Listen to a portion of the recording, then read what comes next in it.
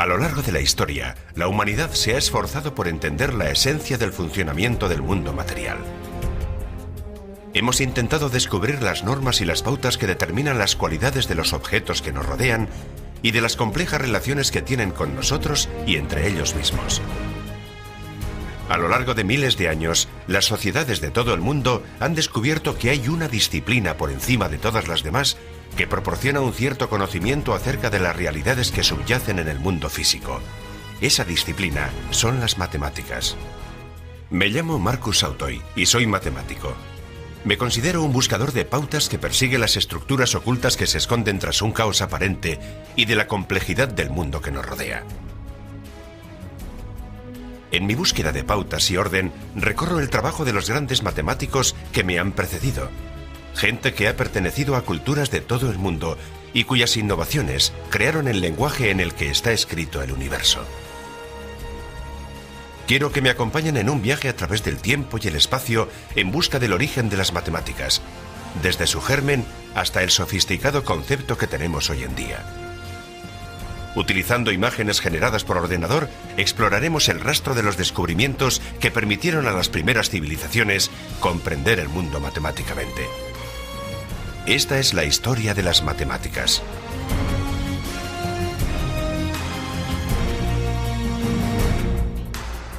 La historia de las matemáticas.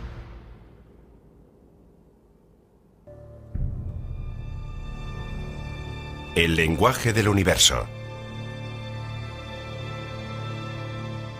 Nuestro mundo está hecho de pautas y secuencias. Están a nuestro alrededor. El día se vuelve noche. Los animales recorren el mundo en cada cambio de estación. Los paisajes están constantemente cambiando. Una de las razones por las que surgieron las matemáticas fue debido a la necesidad de encontrar el sentido a esos patrones naturales. Los conceptos más básicos de las matemáticas, espacio y cantidad, están predeterminados en nuestro cerebro. Incluso los animales tienen una percepción de la distancia y el número. Pueden evaluar cuando su manada es superior en número y decidir así si pelear o es mejor huir. Pueden calcular si su presa está a una distancia alcanzable o no. Comprender las matemáticas es la diferencia entre vivir o morir. Pero fue el hombre el que aunó esos conceptos básicos y empezó a construir algo nuevo con esos fundamentos. En algún momento los humanos empezaron a identificar esas pautas y a hacer conexiones. Empezaron a contar y a ordenar el mundo que les rodeaba. Y con ello, un nuevo universo matemático empezó a emerger.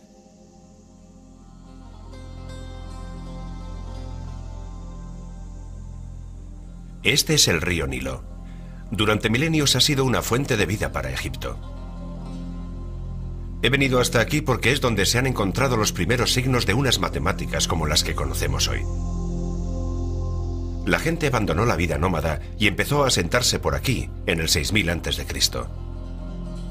Se daban las condiciones perfectas para cultivar.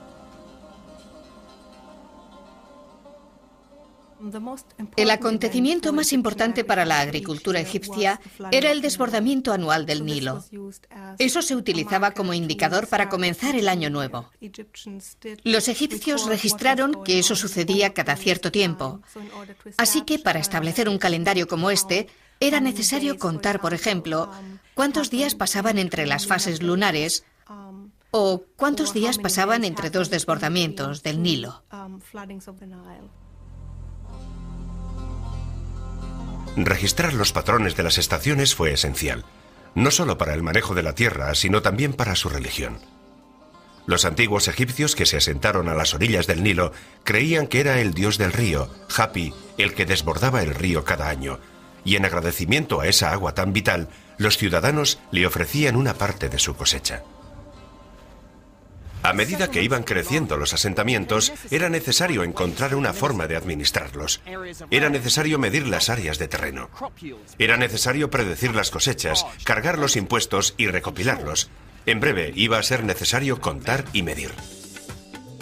Los egipcios usaban su cuerpo para medir el mundo, y así fue como evolucionaron sus sistemas de medida. Un palmo era el ancho de la mano. Un cúbito, el largo de un brazo desde el codo a la punta de los dedos. Los aparejadores del faraón utilizaban el cúbito de terreno, que era un segmento de terreno que medía un cúbito multiplicado por 100, para medir las áreas.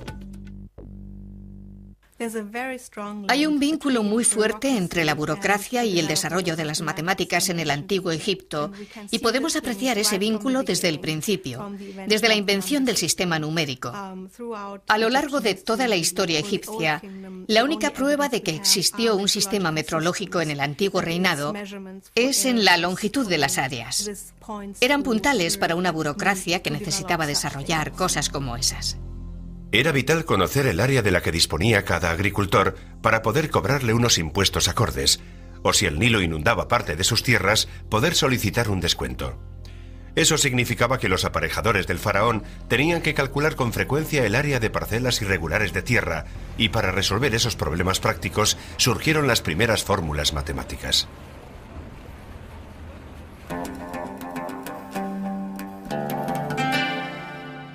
Los egipcios necesitaban registrar de alguna manera el resultado de sus cálculos. De entre todos los jeroglíficos que se venden como souvenirs y que inundan la ciudad del Cairo, me dediqué a la búsqueda de aquellos que mostraran algunos de los primeros números de la historia. Fueron muy difíciles de encontrar, pero al fin los encontré. Los egipcios utilizaron un sistema decimal utilizando los 10 dedos de las manos. El símbolo para el 1 era un trazo, el 10 una herradura invertida, el 100 una cuerda enrollada y 1000 una planta de lotus. ¿Cuánto cuesta esta camiseta? 25. 25. Eso sería 2 herraduras invertidas y 5 trazos, así que no me vas a cobrar nada de por aquí arriba. Sí, aquí 1 millón. ¿1 millón? Dios mío. No. ¿Esto es 1 millón? 1 millón, sí, es mucho. Los jeroglíficos son preciosos, pero el sistema numérico egipcio era fundamentalmente defectuoso. No tenían ningún valor de lugar. Una marca solo podía ser una sola unidad, nunca 10 o 100 como hacemos nosotros. Aunque se puede escribir 1 millón solo utilizando un símbolo, no 7 como hacemos nosotros. Si querías escribir 1 millón menos 1, entonces el pobre egipcio tenía que escribir 9 trazos, 9 herraduras invertidas, 9 cuerdas enrolladas. En total 54 caracteres. Pero a pesar de los inconvenientes de este sistema numérico, los egipcios eran brillantes resolviendo problemas. Hemos conocido esto gracias a los escasos registros que han permanecido. Los escribanos egipcios utilizaban hojas de papiro para escribir sus descubrimientos matemáticos. Este delicado material, hecho de juncos, se pudre con el tiempo y muchos secretos han perecido con ellos. Pero hay un documento muy revelador que ha permanecido. El papiro Rind es el documento más importante que tenemos hoy en día y que desvela las matemáticas egipcias. Nos ofrece una buena visión sobre a qué tipo de problemas matemáticos debían enfrentarse los egipcios. Además, nos muestra explícitamente cómo se resolvía la multiplicación y la división. El papiro nos muestra cómo multiplicar 2 números grandes. Pero para ilustrar el método vamos a recurrir a 2 números pequeños. Vamos a multiplicar 6 por 3. El escriba cogía un número 3 y lo ponía en una columna. En la segunda columna se colocaba el número 1. Después se doblaban los números en cada columna, por lo que 3 se convertiría en 6. Y 6 se convertía en 12. Y después en la segunda columna el 1 se convertiría en 2 y el 2 en 4. Y ahora viene la parte más interesante. El escribano quiere multiplicar 3 por 6. Así que pone los múltiplos de 2 en la segunda columna, que suman 6. Y eso es 2 más 4. Vuelve a la segunda columna y solo coge las filas que corresponden al 2 y al 4. Y ese es el 6 y el 12. Lo suma y eso da 18. Pero lo más asombroso de este método es que el escribano ha escrito correctamente ese número en binario. El 6 está compuesto de 4, de 2 y ninguna unidad, lo cual es 1, 1, 0. Los egipcios entendieron la importancia de los números binarios unos 3000 años antes de que los matemáticos alemanes y el filósofo Leibniz desvelaran su potencial. Hoy en día todo el mundo tecnológico se basa en principios similares a los que se utilizaban en el antiguo Egipto. El papiro Rein fue realizado por un escribano llamado Ahmes alrededor del 1650 a.C., y los problemas estaban relacionados con encontrar soluciones a situaciones de la vida cotidiana. Varios de los problemas mencionaban el pan y la cerveza, lo cual no es sorprendente, ya que a los trabajadores egipcios se les pagaba con comida y bebida. Uno en concreto trataba de cómo dividir equitativamente 9 hogazas de pan entre 10 personas sin que se provocara una pelea. Aquí tengo 9 hogazas de pan. Voy a coger 5 de ellas y las voy a partir por la mitad. Por supuesto, 9 de las personas podrían cortar un pedacito de su hogaza y dar los mendrugos a la 10ª persona. Pero los egipcios desarrollaron una solución más elegante. Se cogen los otros 4 y se dividen en tercios. Pero voy a partir 2 de los tercios en quintos, así que cada parte será una 15ª parte. De esa forma, cada persona obtendrá una mitad, un tercio y una 15ª parte de hogaza. A través de estos problemas aparentemente simples, empezamos a ver el desarrollo de unas matemáticas más abstractas. De pronto aparecen en escena nuevos números, las fracciones. Y no pasó mucho tiempo hasta que los egipcios empezaran a explorar las matemáticas de estos números. Evidentemente, las fracciones tienen una gran importancia práctica para cualquiera que tenga que dividir cantidades para comerciar en un mercado. Para anotar estas transacciones, los egipcios desarrollaron unos nuevos signos para simbolizar esos nuevos números. Una de las primeras representaciones de esas fracciones nos ha llegado por un jeroglífico que tenía una gran significancia mística. Se llama el ojo de Horus. Horus fue un antiguo dios del reino, representado como mitad hombre, mitad halcón. Según la leyenda, el padre de Horus fue asesinado por su otro hijo, Set, y Horus estaba intentando vengar su muerte. Durante una de las feroces batallas con su hermano, Set le arrancó el ojo a Horus, lo rompió en pedazos y lo esparció por todo Egipto. Pero los dioses le sonreían a Horus y recogieron los trozos y volvieron a unir el ojo. Cada parte del ojo representa una fracción diferente, y cada fracción la mitad de la anterior. El ojo simboliza la unidad, pero en realidad es 1 partido por 64. Aunque los egipcios se detuvieron en 1 partido por 64, en esta imagen está implícita la posibilidad de añadir más fracciones, partiéndolas cada vez, y la suma se va acercando cada vez más al 1, pero nunca llega del todo. Esta es la primera pista de algo que se llamaba series geométricas y aparece en varios puntos del papiro Rein. Pero el concepto de una serie infinita todavía permanecía oculto, hasta que un matemático de Asia lo descubrió siglos más tarde. Ya que habían ingeniado un sistema numérico que incluía las fracciones, había llegado el momento de que los egipcios aplicaran su conocimiento para comprender las formas que utilizaban en su vida cotidiana. Estas formas eran raramente cuadrados regulares o rectángulos, y en el papiro Rein descubrimos al escriba Ahmes calculando el área de una forma más orgánica, el círculo. Lo que es asombroso en el cálculo del área de un círculo es en realidad su exactitud. ¿Cómo encontraron el método? Solo son especulaciones, porque los textos que tenemos no nos muestran cómo descubrieron los métodos. Estos cálculos son particularmente llamativos, porque dependía de cómo viesen al círculo y aproximaran su forma a una forma que los egipcios ya entendiesen. El papiro Rein establecía que un campo circular con un diámetro de 9 unidades tenía un área igual a un cuadrado con laterales que midiesen 8. Pero ¿cómo pudo descubrirse esta relación?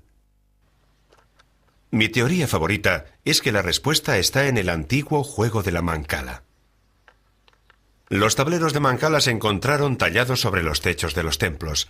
Cada jugador empieza con el mismo número de piedras y el objetivo del juego es moverse alrededor del tablero capturando las piezas del oponente. Mientras los jugadores estaban sentados esperando a realizar su siguiente movimiento, es posible que alguno de ellos se diera cuenta de que a veces Las bolas llenaban los agujeros de la mancala mejor que otras. Puede que hiciera un experimento haciendo círculos más grandes. Puede que se diera cuenta de que 64 piedras, 8 al cuadrado, se podían utilizar para hacer un círculo con un diámetro de 9 piedras. Al reordenar las piedras, el círculo se puede convertir en un cuadrado, porque el área de un círculo se consigue multiplicando el número pi por el radio del círculo al cuadrado. Los cálculos egipcios nos dan el primer valor exacto del número pi. El área de un círculo es 64 dividido por el radio del círculo al cuadrado, en este caso 4,5 al cuadrado, y se consigue el valor de pi. Así que 64 dividido por 4,5 al cuadrado es 3,16, justo 2 centésimas más de su valor verdadero. Pero lo verdaderamente brillante es que los egipcios estaban utilizando pequeñas formas para representar una forma más grande. Pero hay un símbolo majestuoso que se impone en las matemáticas egipcias que todavía no hemos intentado desvelar: la pirámide. He visto tantas películas que no pensé que me iban a impresionar. Pero al encontrártelas cara a cara se entiende que las llamen una de las 7 maravillas del mundo antiguo. Simplemente son impresionantes. Y en su día debieron de ser mucho más impresionantes cuando sus paredes exteriores eran tan lisas como un espejo y reflejaban el sol del desierto. A mí me parece que puede haber pirámides espejo ocultas bajo el desierto, que completarían la forma de un octaedro perfectamente simétrico.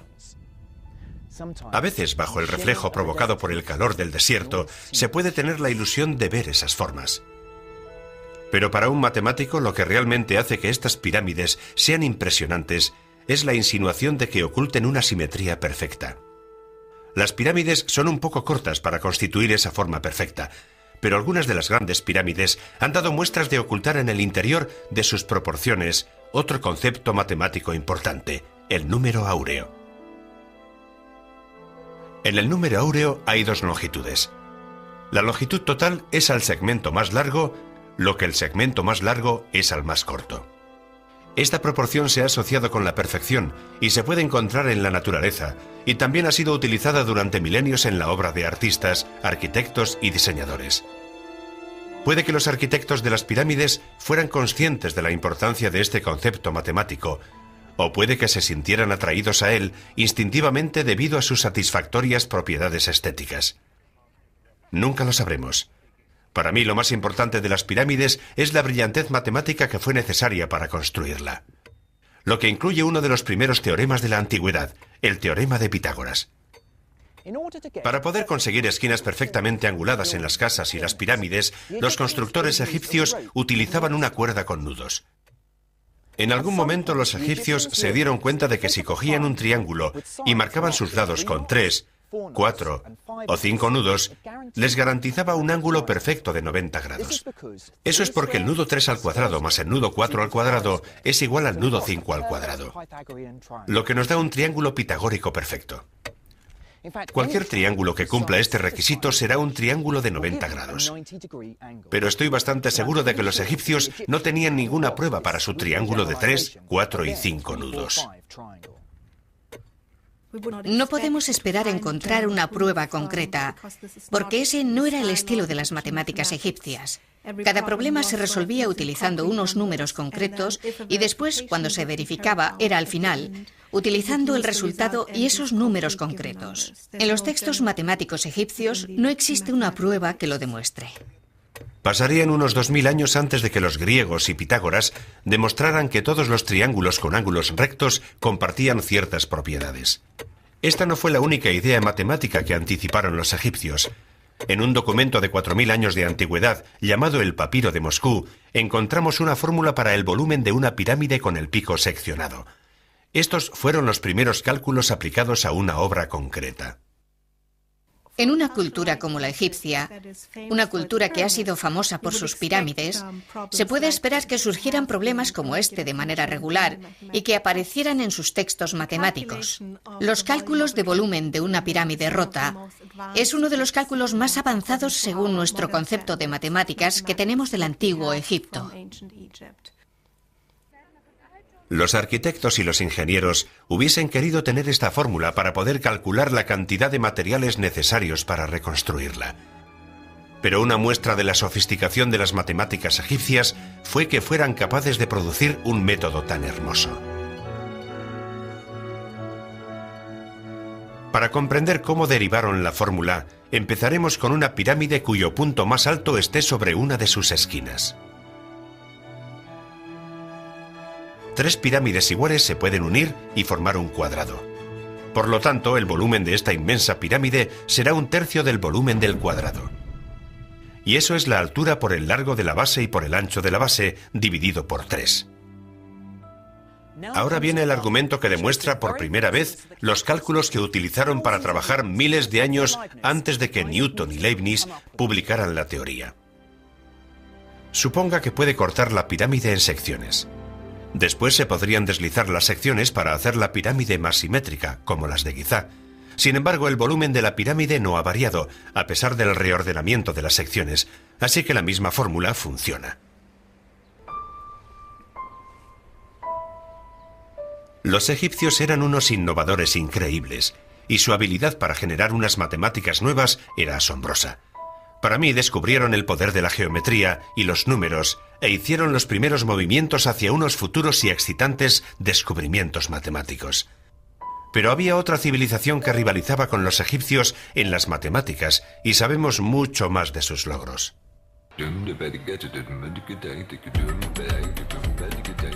Esto es Damasco, una ciudad con más de 5.000 años de antigüedad, y hoy en día sigue siendo una ciudad vibrante y bulliciosa. Fue uno de los puntos más importantes en las rutas de comercio, ya que unía Mesopotamia con Egipto. Desde el 1800 a.C., los babilonios controlaron gran parte de lo que hoy en día es Irak, Irán y Siria. Para poder expandirse y dirigir su imperio, se convirtieron en maestros en controlar y manipular los números.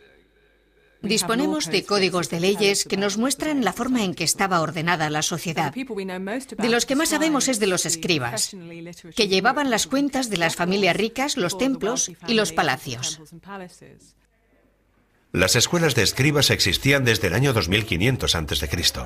Los aspirantes a escribas eran enviados allí desde niños y aprendían a leer, a escribir y a trabajar con números. Los registros de los escribas se escribían en tablillas de arcilla que permitían a los babilonios dirigir y hacer avanzar a su imperio. Sin embargo, muchas de las tablillas que tenemos hoy en día no son documentos oficiales, sino ejercicios de los niños.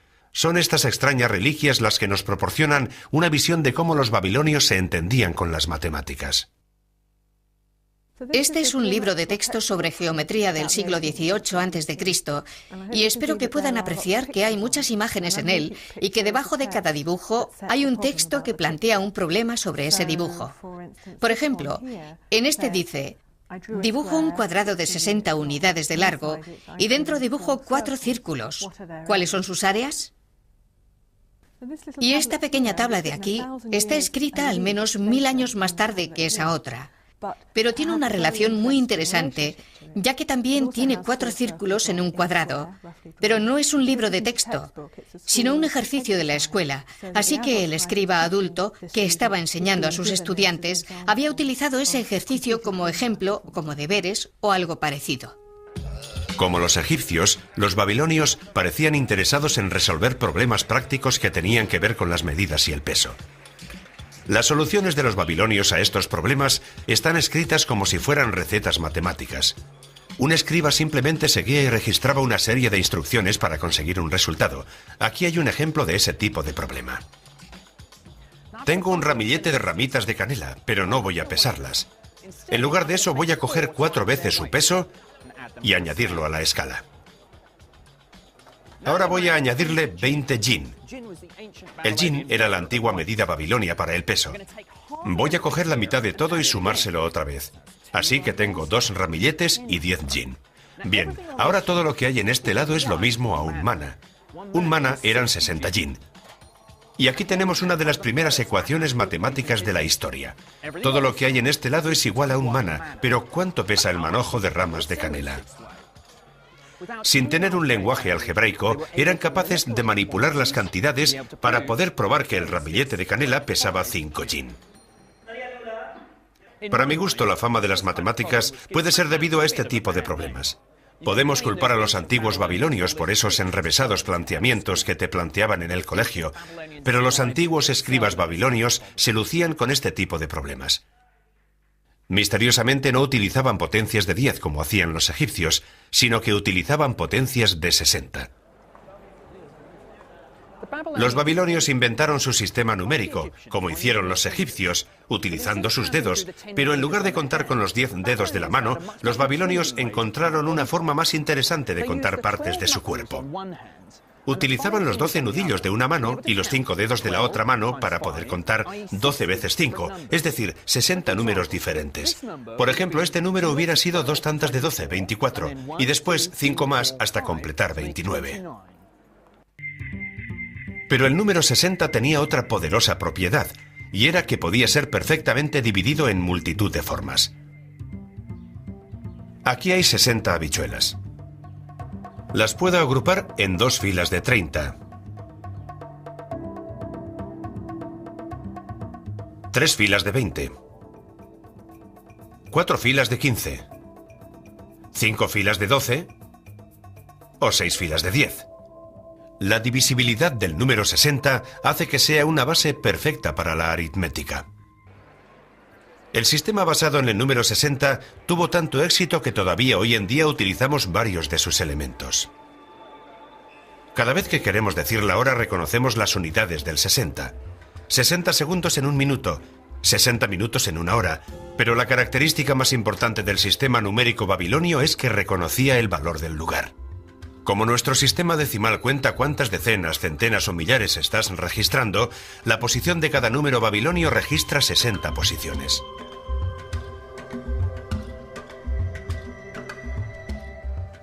En lugar de inventar nuevos símbolos para números más y más grandes, ellos escribían 1, 1, 1, de manera que ese número sería 3661. El catalizador para este descubrimiento fue el deseo que tenían los babilonios de trazar el mapa de las estrellas.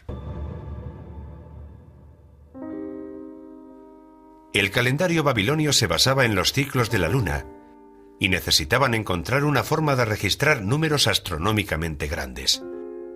Mes a mes, año a año, estos ciclos se han registrado desde el año 800 a.C., donde había un listado completo de eclipses lunares. El sistema babilónico de medidas era para su época muy sofisticado. Tenían un sistema para medir el ángulo, los 360 grados de un círculo completo. Cada grado se dividió en 60 minutos y después se dividieron estos en 60 segundos. Tenían un sistema de medida muy regular que estaba en perfecta armonía con los números del sistema numérico. Así que iba muy bien, no solo para la observación, sino también para el cálculo. Pero para poder calcular y manipular esos números tan altos, los babilonios necesitaban inventar un nuevo símbolo, y al hacerlo, prepararon el terreno para uno de los grandes avances en la historia de las matemáticas, el número 0. Al principio, los babilonios, para poder indicar un lugar vacío en medio de un número, simplemente dejaban un espacio en blanco, así que necesitaban encontrar la forma de representar nada en medio de un número. Así que utilizaron un símbolo, como si fuera un espacio o un signo de puntuación, y que significaba 0 y que se colocaba en medio de un número. Esa fue la primera vez que apareció el 0 en el universo matemático, pero faltaban más de 1000 años para que ese pequeño marcador de posición se convirtiera en un número en toda regla.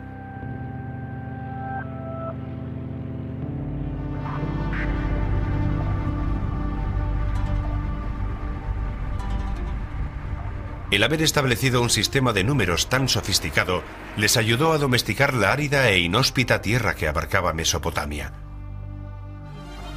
Los ingenieros babilonios y los aparejadores encontraron ingeniosas formas de acceder al agua y de canalizarla hacia los campos de cultivo. Una vez más, utilizaron las matemáticas para encontrar las soluciones. El valle de Orontes en Siria sigue siendo un centro neurálgico de la agricultura y los antiguos métodos de irrigación se siguen explotando hoy en día como hace miles de años.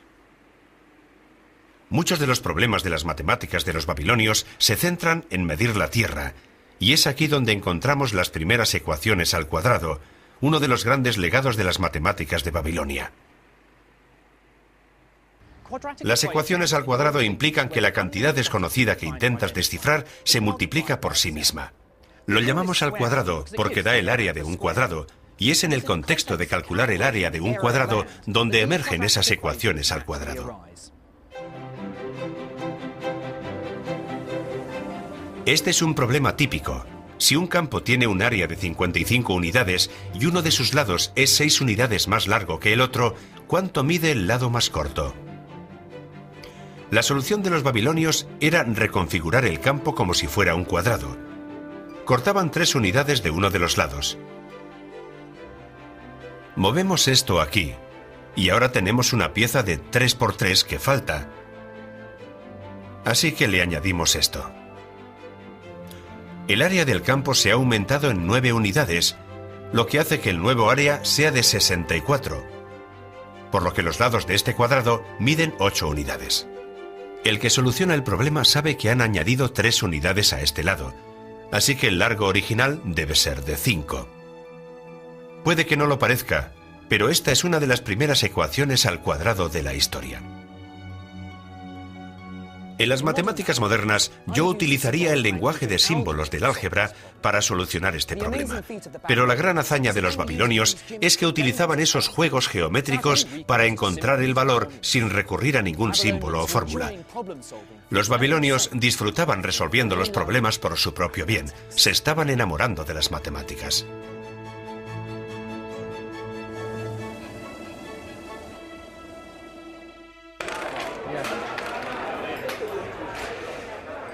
La fascinación de los babilonios por las matemáticas pronto encontró un lugar en su ocio.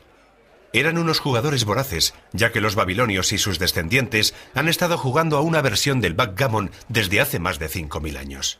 A los babilonios les gustaban los juegos de mesa, desde pomposos tableros encontrados en las tumbas reales, a pequeños tableros de juegos hallados en las escuelas, a juegos rayados en la pared en la entrada de algún palacio, lo que indicaba que los guardias de turno jugaban cuando estaban aburridos y utilizaban los dados para mover las fichas.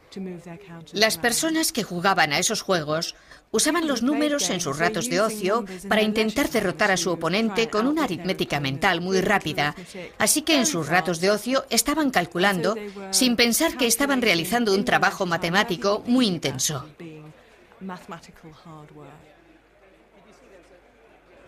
Es mi turno. No he jugado al backgammon desde hace siglos, pero sé qué conocimientos de las matemáticas serán suficientes para plantar cara. 6 si necesito mover algo. Pues no ha sido tan fácil como pensaba. Eso es 1, 2... Estás en un lío. No puedo mover nada, ¿verdad? No puedo mover estas tampoco. No puedes mover esas. Tengo que... ¡Oh, Dios! Ahí lo tienes. Parece que eres un... 3 y 4, así que... Como los babilonios, mi oponente resultó ser un maestro en las matemáticas. Put it there. All right, good game. Los babilonios son reconocidos por ser una de las primeras culturas en utilizar formas simétricas para hacer dados. Pero existe un debate muy apasionado sobre si también fueron los primeros en descubrir el secreto de otra forma muy importante, el triángulo rectángulo. Ya hemos visto cómo los egipcios utilizaban 3, 4, 5 triángulos rectángulos, pero lo que los babilonios sabían de esta forma y de otras parecidas es mucho más sofisticado.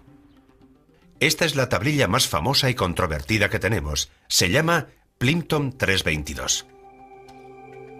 Muchos matemáticos están convencidos de que demuestra que los babilonios podían conocer el principio de los triángulos rectángulos, que su diagonal al cuadrado es la suma de sus lados al cuadrado, y que lo conocían siglos antes de que los griegos lo proclamaran. Esta es una copia de la que es sin duda la tablilla babilónica más famosa, que es la Plimpton 322. Y estos números de aquí reflejan la base y la altura de un triángulo. Esta es la diagonal, y el otro lado estaría por aquí. Y su cuadrado en esta columna, más el cuadrado del otro en esta columna, que es igual a la diagonal al cuadrado. Están ordenados en ángulos decrecientes, de un modo muy uniforme, mostrando que alguien tenía mucho conocimiento de cómo encajaban los números.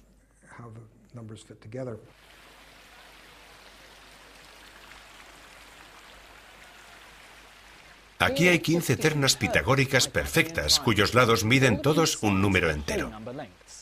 Es muy tentador pensar que los babilonios fueron los primeros guardianes del teorema de Pitágoras, y es una conclusión a la que han llegado muchas generaciones de historiadores. Pero podría haber una explicación mucho más simple para esos juegos de 3 números que componen el teorema de Pitágoras. No es una explicación sistemática de las ternas pitagóricas.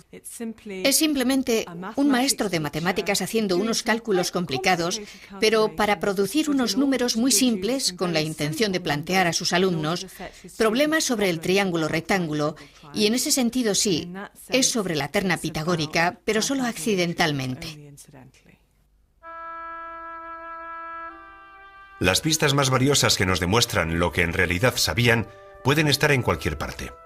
Esta pequeña tablilla de ejercicios de escuela tiene cerca de 4000 años y desvela lo que los babilonios sabían del triángulo rectángulo. Utilizan el teorema de Pitágoras para saber el valor de un asombroso nuevo número.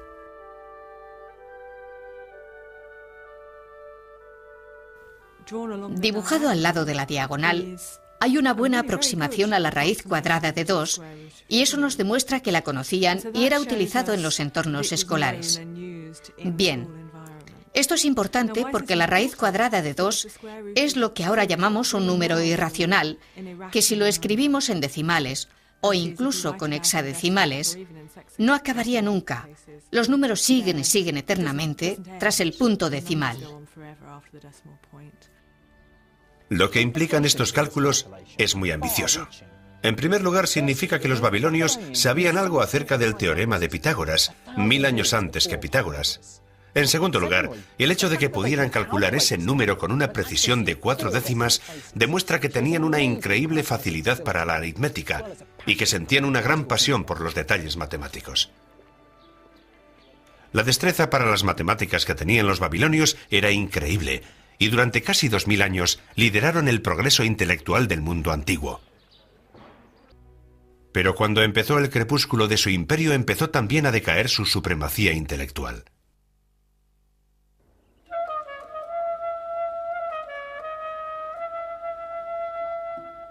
En el año 330 a.C., los griegos extendieron su imperio hasta la antigua Mesopotamia. Esto es Palmera, en Siria central, la que fue una gran ciudad construida por los griegos. Los expertos en matemáticas necesitaban construir estructuras que tuvieran una gran perfección geométrica, lo cual es impresionante. Al igual que los babilonios lo fueron antes, los griegos fueron unos grandes apasionados de las matemáticas. Los griegos fueron unos colonizadores muy inteligentes. Adoptaban lo mejor de las civilizaciones que invadían para mejorar su poder y su influencia, pero enseguida hacían sus propias aportaciones. En mi opinión, su mayor logro fue hacer un cambio de mentalidad. Lo que iniciaron influiría en la humanidad durante siglos. Nos dieron el poder de la prueba. De alguna forma decidieron que tenían que tener un sistema de deducción para sus matemáticas. Y el sistema típico de deducción era empezar con ciertos axiomas que se asumían que eran ciertos, como si se asume que cierto teorema es verdad, pero sin haberlo puesto a prueba. Y después utilizaban métodos lógicos y seguían los pasos cuidadosamente desde esos axiomas para probar los teoremas, y después de esos teoremas se probaban más teoremas, y así seguía creciendo. La prueba da a las matemáticas fuerza. El poder de la prueba significa que los grandes descubrimientos de los griegos son ciertos hoy en día como lo eran hace 2000 años.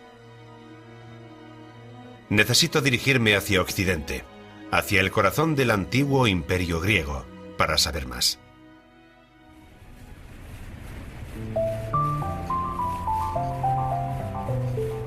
Para mí, las matemáticas griegas siempre han sido algo heroico y romántico. Me dirijo hacia Samos, a menos de 1,5 kilómetros de la costa de Turquía. Este lugar se ha convertido en sinónimo del nacimiento de las matemáticas griegas, y todo se debe a la leyenda de un hombre. Su nombre es Pitágoras. La leyenda que rodea su vida y su obra ha contribuido a su estatus de celebridad que le ha sido otorgado en los últimos 2000 años. Para bien o para mal, se le ha atribuido ser el que inició la transformación de las matemáticas hasta convertirse en la herramienta analítica que utilizamos hoy en día. Pitágoras es un personaje controvertido. Como no dejó ningún texto matemático escrito, hay muchos que dudan de si fue él quien resolvió muchos de los teoremas que se le atribuyen. Fundó una escuela en Samos en el siglo VI a.C., pero sus enseñanzas fueron consideradas sospechosas y los pitagóricos fueron considerados una secta extraña. Hay pruebas fehacientes de que había escuelas pitagóricas y puede que se parecieran más a una secta que a lo que nosotros consideraríamos una escuela filosófica, ya que no solo compartían el conocimiento, compartían además una forma de vida. Puede que vivieran en comuna y parece que estaban involucrados con la escena política de la ciudad. Una característica inusual para el mundo antiguo es que se aceptaban mujeres. El pitagorismo es sinónimo de comprensión de las propiedades del triángulo rectángulo. Lo que se conoce como el teorema de Pitágoras establece que si cogemos cualquier triángulo rectángulo, construimos cuadrados encima de todos sus lados. El área del cuadrado más grande será igual a la suma de los cuadrados de los laterales más pequeños.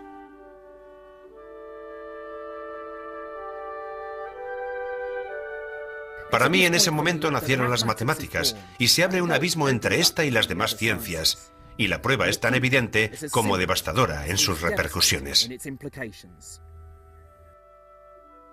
Voy a colocar 4 copias del triángulo rectángulo sobre esta superficie. El cuadrado que ven ahora tiene unos lados que son iguales a la hipotenusa del triángulo. Si giramos estos triángulos, podemos ver cómo separar el área del cuadrado más grande hasta la suma de los 2 cuadrados más pequeños, cuyos lados nos vienen dados por los 2 laterales más cortos del triángulo. En otras palabras, el cuadrado de la hipotenusa es igual a la suma de los cuadrados del otro lado. El teorema de Pitágoras.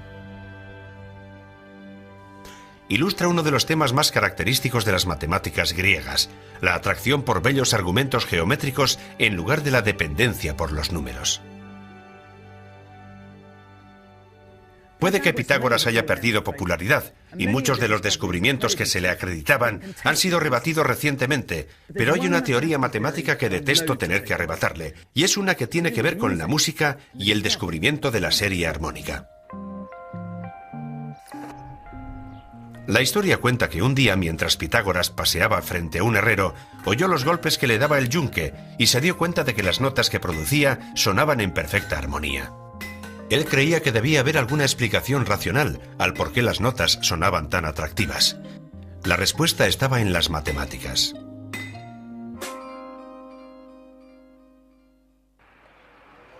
Experimentando con un instrumento de cuerda, Pitágoras descubrió que los intervalos entre notas musicales armónicas estaban representados siempre a razón de números enteros.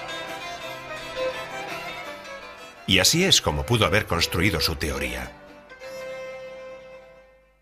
Primero tocó una nota con la cuerda al aire. Después pulsada hasta la mitad del mástil.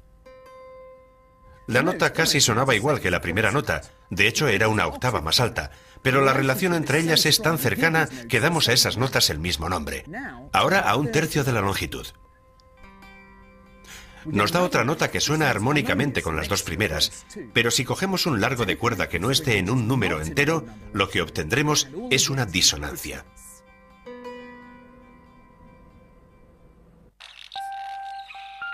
Según la leyenda, Pitágoras estaba tan emocionado ante este descubrimiento que concluyó que todo el universo estaba construido con números.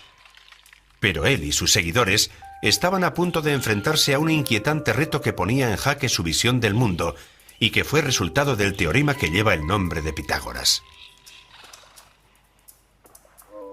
Cuenta la leyenda que uno de sus seguidores, un matemático llamado Hipasis, se dispuso a encontrar el largo de la diagonal de un triángulo rectángulo cuyos 2 lados medían una unidad. Según el teorema de Pitágoras, el largo de la diagonal era un número cuyo cuadrado era 2. Los pitagóricos asumieron que la respuesta sería una fracción, pero cuando Hipasis intentó expresarlo a su manera, hiciera lo que hiciera, no consiguió demostrarlo. Acabó por darse cuenta de que su error fue el asumir que el valor sería una fracción, lo cual era erróneo. El valor de la raíz cuadrada de 2 era el número que los babilonios escribieron en la tablilla Yale, aunque no reconocieran el carácter especial de ese número, pero Hipasis sí lo hizo. Era un número irracional. El descubrimiento de este nuevo número se puede comparar a un explorador descubriendo un nuevo continente o que un naturalista encuentre una especie nueva. Pero estos números irracionales no encajaban en la visión del mundo pitagórico. Posteriores cronistas griegos cuentan que Pitágoras hizo jurar a su secta que mantendrían el secreto, pero Hipasis sacó a la luz el descubrimiento y enseguida fue ahogado por proclamar sus investigaciones. Pero estos descubrimientos matemáticos no podían ocultarse fácilmente. Las escuelas de filosofía y ciencias empezaron a florecer por toda Grecia, basándose en esos fundamentos. La más famosa fue la Academia. Platón fundó esa escuela en Atenas en el año 387 a.C. Aunque hoy creemos que fue un filósofo, fue en realidad uno de los matemáticos más importantes. Platón fue cautivado por la visión pitagoriana y consideraba que las matemáticas eran la base del conocimiento. Algunas personas dicen que probablemente, según nuestra percepción, Platón fuera la figura más influyente de las matemáticas griegas. Él argumentaba que las matemáticas eran una fuente importante de conocimiento y que estaban conectadas con la realidad. Así que si sabemos de matemáticas, sabemos más sobre la realidad. En el diálogo Timeo, Platón propone la teoría de que la geometría es la llave para desentrañar los secretos del universo, una opinión que muchos científicos creen hoy en día. En efecto, la importancia que Platón daba a la geometría está representada en el cartel que había sobre la Academia. No dejen entrar a nadie aquí que ignore la geometría. Platón proponía que el universo podía estar cristalizado en 5 figuras geométricas simétricas y regulares. Estas formas que hoy en día llamamos sólidos platónicos se componían de polígonos regulares que se unían para crear los objetos tridimensionales. El tetraedro representaba el fuego. El icosaedro, hecho de 20 triángulos, representaba el agua. El estable cubo, la tierra. El octaedro de 8 caras era el aire. El quinto sólido platónico era el dodecaedro, hecho de 12 pentágonos, que se reservaba como la forma que capturaba la visión de Platón del universo.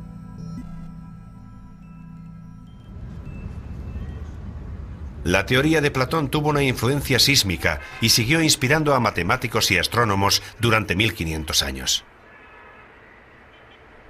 Además de los avances que se llevaron a cabo en la Academia, los triunfos matemáticos también emergían de las fronteras del antiguo imperio griego, que le debían mucho a la herencia de los egipcios y los griegos.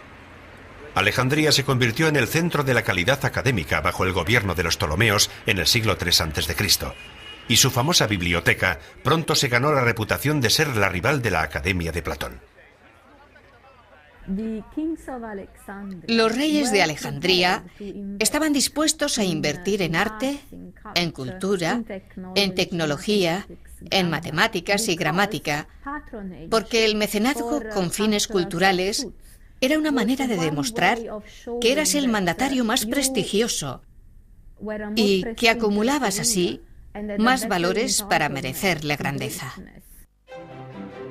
La antigua biblioteca de Alejandría, con su valioso contenido, fue destruida por los musulmanes que conquistaron Egipto en el siglo VII, pero su espíritu pervive en un nuevo edificio. Hoy en día la biblioteca sigue siendo un lugar de descubrimiento y estudio.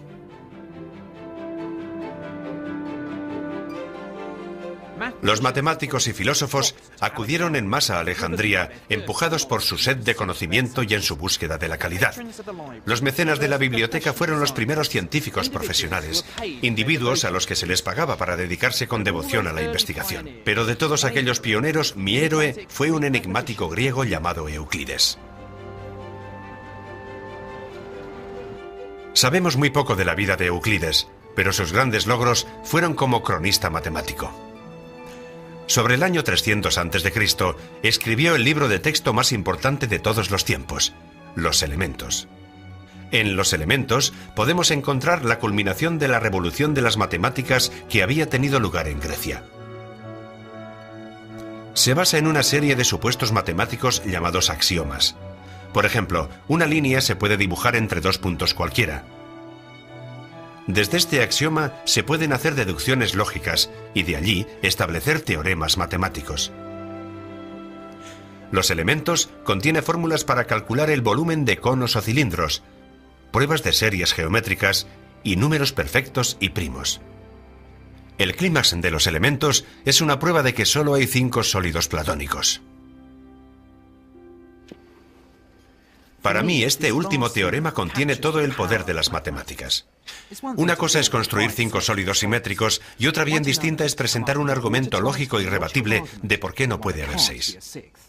Los elementos se despliega como una maravillosa novela de misterio mágico, pero esa es una historia que ha trascendido en el tiempo. Las teorías científicas son rebatidas de una generación a otra, pero los teoremas y los elementos siguen siendo tan ciertos hoy en día como lo fueron hace miles de años. Cuando te paras a pensar sobre ello, es realmente increíble que enseñemos los mismos teoremas. Puede que los enseñemos de manera ligeramente diferente, o puede que los organicemos de forma diferente, pero es la geometría de Euclides, y sigue siendo válida. E incluso cuando estás con matemáticas más elevadas en espacios de mayores dimensiones, sigues usando la geometría de Euclides. Alejandría debía de ser un lugar muy estimulante para los antiguos estudiosos, y la fama de Euclides atrajo a más jóvenes intelectuales hasta este puerto egipcio. Un matemático que particularmente disfrutó de este entorno intelectual de Alejandría fue Arquímedes. Se convirtió en un matemático visionario. Los mejores matemáticos griegos estaban siempre empujando el límite, avanzando. Así que Arquímedes hizo lo que pudo con los polígonos, con los sólidos. Después se pasó al centro de la gravedad o se dedicó a la espiral, con ese instinto de intentar y de matematizar todo y convertirlo en algo que yo considero su legado. Una de las especialidades de Arquímedes eran las armas de destrucción masiva. Las usaron contra los romanos cuando invadieron su hogar, en Siracusa, en el año 212 a.C. Además, diseñó espejos que capturaban el poder del sol para prender fuego a las naves romanas. Pero para Arquímedes, estas empresas eran simples entretenimientos de geometría. Tenía ambiciones más altas. Arquímedes estaba cautivado por las matemáticas puras y creía que estudiar matemáticas era por su propio bien, y no un medio innoble por el que comerciar con su ingeniería o una sórdida forma de producir beneficios. Una de sus mejores investigaciones sobre las matemáticas puras fue producir fórmulas para calcular el área de formas regulares. El método de Arquímedes era capturar nuevas formas utilizando formas que ya entendía. Por ejemplo, para calcular el área de un círculo, lo encerraría dentro de un triángulo. Y después, al doblar el número de lados del triángulo, la forma encerrada se iría acercando cada vez más al círculo. Y en efecto, algunas veces llamamos al círculo un polígono con un número infinito de lados. Pero al estimar el área del círculo, Arquímedes estaba consiguiendo el valor de pi, el número más importante de las matemáticas. Sin embargo, lo mejor que hizo Arquímedes fue calcular el volumen de los objetos sólidos. Encontró una forma para calcular el valor de una esfera al cortarla en rodajas y cortarlas de forma parecida a un cilindro. Después sumó los volúmenes de las rodajas para conseguir el valor de la esfera. Pero su obra maestra fue ver lo que pasaba si iba cortando las rodajas cada vez más y más finas. En el límite, la aproximación es casi un cálculo exacto. Pero fue el compromiso de Arquímedes con las matemáticas lo que acabaría siendo su perdición. Un día Arquímedes estaba contemplando un problema sobre círculos que había trazado en la arena cuando un soldado romano le abordó. Arquímedes estaba tan absorto en su problema que insistió en que le dejara acabar su teorema. Pero el soldado romano no estaba interesado en el problema de Arquímedes y le mató allí mismo. Incluso ante la muerte, la devoción de Arquímedes por las matemáticas no flaqueó.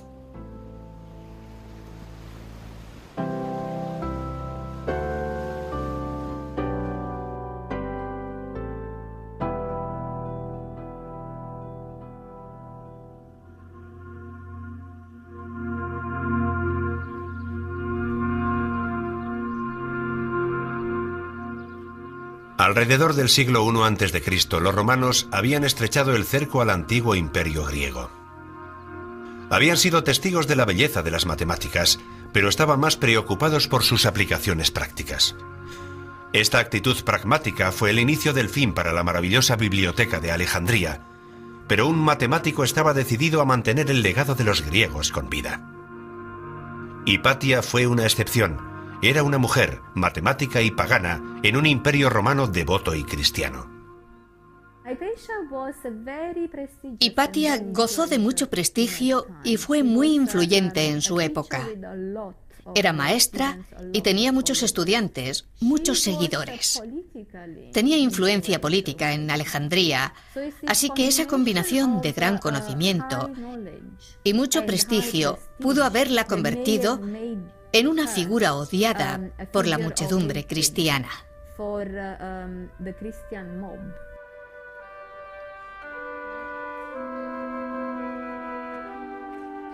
Una mañana durante la Cuaresma, Hipatia fue sacada de su carruaje por una ferviente masa de cristianos y fue conducida a una iglesia.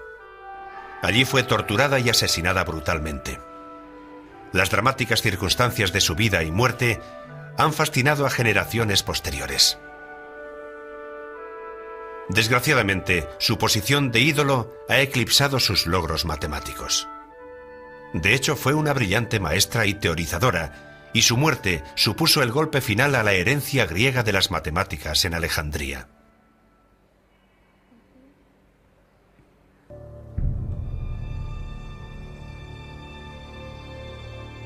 Mis fascinantes viajes me han llevado a descubrir la pasión y la innovación en el mundo de los primeros matemáticos. Los descubrimientos hechos por aquellos pioneros en Egipto, Babilonia y Grecia son los fundamentos en los que se basa mi materia hoy en día. Pero este es solo el principio de mi odisea matemática. La siguiente parte de mi viaje transcurrirá por Oriente, en las profundidades de Asia, donde los matemáticos escalaron las más grandes alturas en busca de su conocimiento. Con esta nueva era llegó el nuevo lenguaje del álgebra y los números. Pero será mejor que se lo cuente en el próximo capítulo de la historia de las matemáticas.